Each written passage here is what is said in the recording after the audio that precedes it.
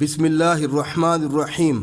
حضرت عبداللہ بن عباس رضی اللہ تعالی عنہ فرماتے ہیں، ایک باندی نے حضرت عمر بن خطاب رضی اللہ تعالی عنہ کی خدمت میں آ کر کہا کہ میرے آقا نے پہلے مجھ پر تہمت لگائی، پھر مجھے آگ پر بٹھا دیا۔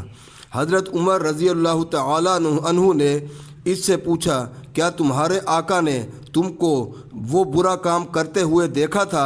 اس باندی نے کہا، نہیں۔ حضرت عمر رضی اللہ تعالی عنہ نے پوچھا، کیا تم نے کسی برائی کا اس کے سامنے اقرار کیا تھا؟ اس باندی نے کہا، نہیں۔ حضرت عمر رضی اللہ تعالی عنہ نے کہا، اسے میرے پاس لاؤ۔ چنانچہ وہ آدمی آ گیا۔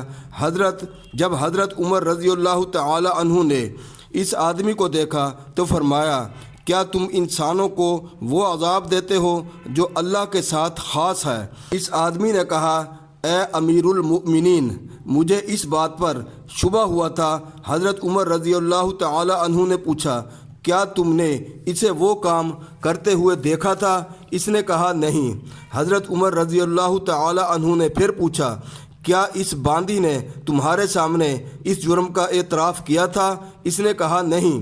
حضرت عمر رضی اللہ تعالی عنہ نے کہا، اس ذات کی قسم جس کے قبضہ میں میری جان ہے، اگر میں نے حضور صلی اللہ علیہ وسلم کو یہ فرماتے ہوئے نہ سنا ہوتا کہ مالک سے اس کے غلام کو اور والد سے اس کے بیٹے کو بدلہ نہیں دلوایا جائے گا تو میں تجھ سے اس باندی کو بدلہ دلواتا۔